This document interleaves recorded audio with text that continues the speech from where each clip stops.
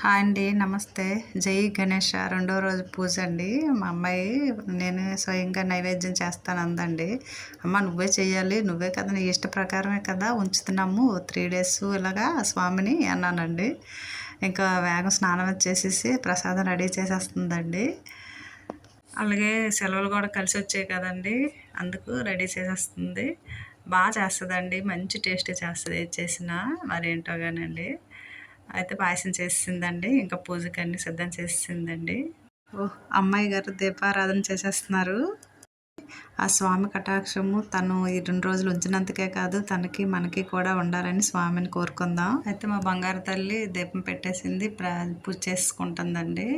అలాగే హారతి ఇచ్చింది. వాళ్ళ డాడీ కూడా స్నానం అది చేసి వచ్చి హారతి తీసుకున్నారు. చాలా ఆనందంగా ఉందండి గణేశుడు మాకు కటాక్షాన్ని ఇచ్చినందుకు. జై గణేష ఫ్రెండ్స్, అందరూ బాగుండాలి.